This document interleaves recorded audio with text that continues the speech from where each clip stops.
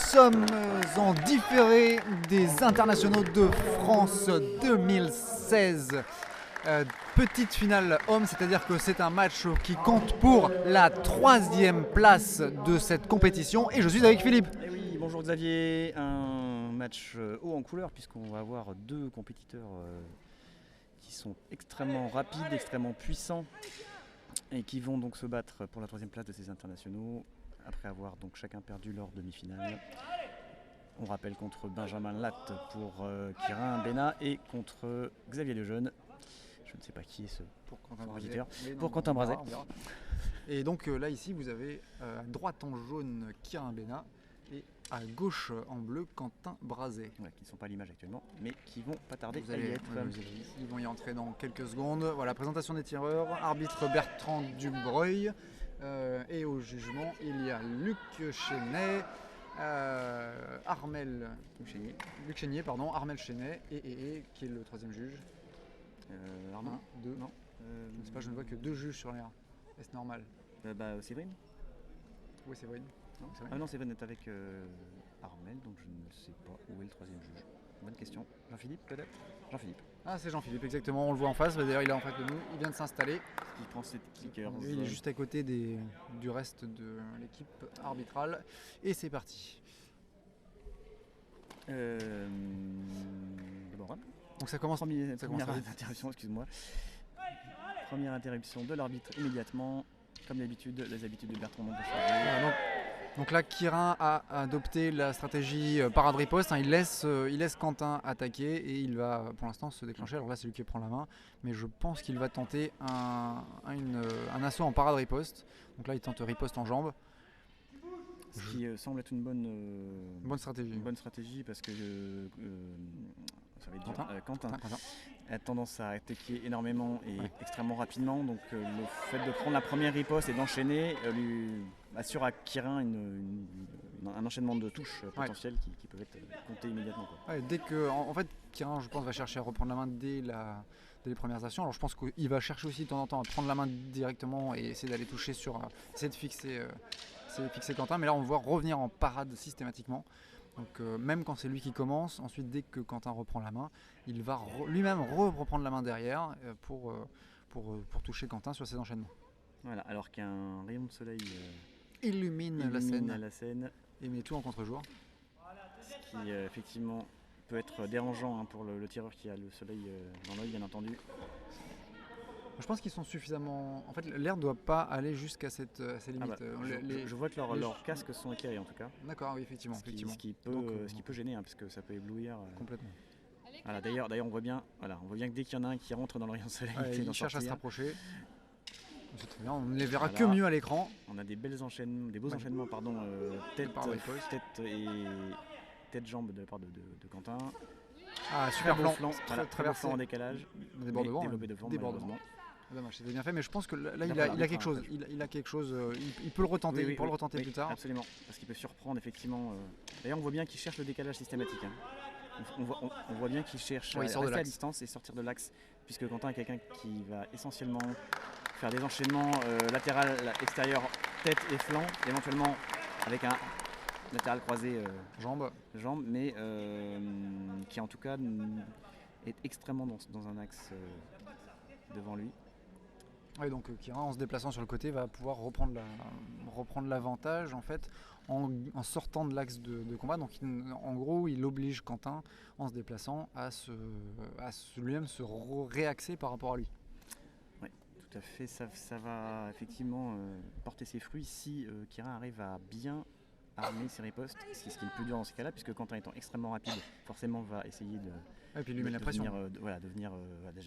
Effectivement, il met la pression à l'attaque et va extrêmement rapidement revenir à la défense. Donc c'est un enjeu pour Quirin qui a les moyens techniques de l'atteindre, mais pas forcément la rapidité, enfin tout simplement la lucidité pour le faire maintenant. Et arriver à bien armer ses ripostes, c'est toujours quelque chose d'assez complexe dans ce genre de situation. On veut aller vite parce que de toute façon l'autre en face le presse beaucoup et il faut aussi riposter avant que le tireur en face réussisse à enchaîner, puisque de toute façon Ouais. en face il va enchaîner. Donc il faut quand même riposter rapidement parce que sinon c'est la remise du tireur en face qui va avoir raison. Ouais, Celui exactement. qui va réarmer le plus vite. D'ailleurs, j'ai l'impression que Quentin a changé de technique. Oui. Et qu'il attend la riposte. Enfin, il attend l'attaque, je veux dire, de Kieran, justement, puisqu'il veut plus se faire avoir par Pour son adversaire. son adversaire. Ouais, Donc par là, les riposte. deux vont se regarder, manifestement. Et le premier qui attaque a perdu, entre guillemets. Ah, il se jauge. Il se Voilà. jauge. Donc là, quand Voilà. Là, on a vu Kieran tenter une contre-attaque, peut-être une attaque, et puis contre-attaquer sur la riposte de Quentin. Ouais. Là, on a bien vu là sur la dernière action, vraiment la riposte extrêmement rapide de Quentin en flanc, suivi de plusieurs attaques. Et donc on voit bien qu'il a changé complètement de tactique. Peut-être son coach lui a-t-il suggéré. Ah bah il le faut, hein, de toute façon. changer. Il faut absolument, pour pas qu'il se fasse reprendre sur les mêmes fautes, enfin sur les mêmes fautes tactiques en tout cas, qu'il revienne systématiquement à cette parade et qu'il enchaîne que quand il peut le faire. C'est-à-dire que quand Kieran ne reprend pas la main. Ouais. À Et là, noter très belle défense de Kieran là, sur ses attaques rapides. à noter que les erreurs sont essentiellement, comme présentement justement la parade riposte, et assez peu d'erreurs techniques finalement. Oui, tout à fait. Hein, c'est ce genre d'habitude, ce genre de match. Oui, à ce niveau-là, oui. À ce niveau-là, on a vraiment du déchet technique, et je trouve que là, globalement, Ouais. même si ça peut accélérer et il peut y avoir un peu de dégradation, très peu dégradé. Ouais, donc il va continuer à se déplacer, hein, c'est conseillé par son coach derrière nous. On peut vous le dire en direct. On l'entend d'ici. Donc il cherche Pino. la jambe. Pour l'instant, Quentin reprend la main. Donc là, c'est lui qui a repris la main. Peut-être un peu fort pour l'arbitre, mais en tout cas, là, c'est lui qui avait la priorité en le reprenant. Et il a bien fait d'enchaîner derrière puisqu'il avait touché le tireur en face. Là, pareil, voilà, très belle défense. Échange de parade riposte très rapide entre les deux tireurs. Et Voilà. donc là, Alors, je parlais sanction technique. de peu de dégradation technique. Il y en a quand même sur des ripostes rapides, forcément. On ne peut pas être parfait tout le temps. Ah, et puis c'est difficile aussi de tenir. Là, on était qu'à la deuxième reprise. Ouais. À ce rythme-là, ça commence à devenir. va commencer à On est user, déjà ouais. en fin de compétition, c'est le deuxième jour de la compétition, et on est à un niveau qui a une exigence en termes d'endurance et d'explosivité qui est extrêmement important. Donc ça veut dire que les tireurs doivent aussi gérer leur physique à ce moment-là.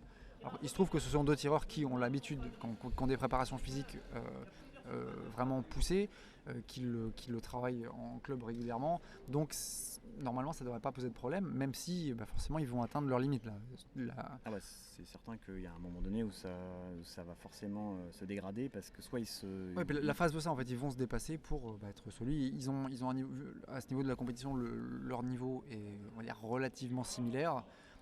Donc ça veut dire qu'il va falloir se démener pour réussir à surpasser son adversaire. Allez, début de la deuxième reprise. Donc les remarques techniques à l'attention des tireurs depuis les juges. Donc ça veut dire que l'arbitre risque de sanctionner sur là avec des pénalités, sur ces fautes-là avec des pénalités si jamais ça se reproduit. Allez, c'est parti pour cette troisième reprise. Les tireurs ont manifestement envie d'en découdre et de faire fi de leur physique. Ah, et encore, et là, dégradé techniquement. Mais des beaux échanges de parade riposte. C'est celui qui aura. En fait, c'est vraiment une discussion. C'est le dernier qui va avoir la main, qui va reprendre la main et qui va réussir à la toucher. Et toute la difficulté, en fait, à cette vitesse-là, ça va être en plus de non seulement d'être le dernier à reprendre la parole, mais en plus, si jamais ça touche, d'avoir l'automatisme d'enchaîner à ce moment-là et non pas de revenir se protéger. Ah bah oui, c'est clair que là, on va bien sur ce genre d'échange. Ouais. Donc là Kieran a beaucoup attendu. Voilà, il a beaucoup attendu pour arriver à voir à surprendre, le bon moment. Peut-être ça, ou à surprendre Quentin. Ouais. Mais finalement, Quentin semblait s'y attendre, puisque finalement, comme en face, il avait beaucoup paré. À partir du moment où il commençait à riposter, c'était visible par le tireur en face, qui a pu se replacer à distance. Et donc, Quentin a pu placer une superbe contre-attaque sur la riposte de Kieran. Ouais, donc là, je pense qu'il va falloir qu'ils réfléchissent tactiquement à ce qu'il faut faire pour finir cette reprise. Et la tactique mise en place ne marche pas forcément. Il va peut-être falloir contre-contrer, si je veux dire. Oui, c'est retrouver ensuite s'adapter en fait une nouvelle fois à l'adaptation de l'adversaire. Et là, c'est difficile de savoir qui va être en tête. Est-ce que tu as une idée de qui peut mener à ce moment de la rencontre? C'est vraiment pas évident.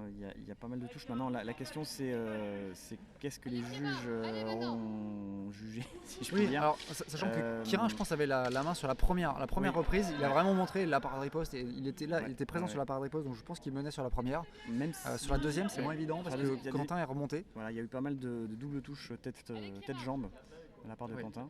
Et qui reprenait aussi la main sur des parades riposte et qui a réussi à toucher, plus la contre-attaque qu'on a vue tout à l'heure. Exactement. Là, sur la troisième reprise, pour l'instant, c'est pas très clair. Je pense que quasiment chaque touche, il y a un problème technique signalé par l'arbitre, donc c'est dur de savoir si les juges auront validé ou pas la touche avant. Voilà, typiquement. Dur, là, c'est violent et ça commence à être un peu crocheté sur les touches. Point de pénalité. Alors, il n'y a pas d'avertissement, hein. C'est assez marrant parce que je pensais quand même en troisième reprise. Même si c'est assez propre globalement, c'est vrai qu'on ne peut pas dire que les tireurs n'ont pas respecté les injonctions de l'arbitre et les observations. Non, et puis ils ont été sanctionnés pour plusieurs choses différentes, ce qui fait que l'avertissement ne se justifiait sans doute pas. Oui, tout à fait. Il y a eu quelques pénalités, il y a eu beaucoup d'observations parce que il y a eu des phases différentes et des erreurs différentes de la part des deux tireurs. Mais par contre, c'était pas c'était pas des erreurs systématiques qui devaient être sanctionnées, ni des gros vols, parce que l'arbitre pourrait très bien, même sur une première observation d'une erreur, sanctionner tout de suite avec une pénalité ou un avertissement lorsqu'il estime que le tireur a volé des points à son adversaire. Quand un tireur fait un anti-jeu, par exemple, on se rapproche de l'adversaire, donc il pousse l'adversaire à faire une erreur, il peut très bien demander un avertissement pour rééquilibrer les points que le premier tireur aurait pu avoir. Absolument. Et résultat. Allez, résultat de cette petite finale. La rencontre des troisièmes des internationaux de France 2016 par 10 points à 5, le tireur jaune Kirin qui gagne cette rencontre par 10 points à 5. Bravo à lui. Il a joué tactique, donc on a vu les évolutions de Quentin, il s'est bien adapté, il s'est beaucoup plus adapté en tout cas. Par contre, c'était peut-être un peu tardif et Kirin est parti avec l'avantage de savoir quoi faire en fait déjà contre le tireur en face, ce qui n'était pas forcément le cas de Quentin contre Kirin. On s'arrête là, on se retrouve très bientôt pour la suite. Je regardais. Une démonstration juste après et on se retrouve juste après.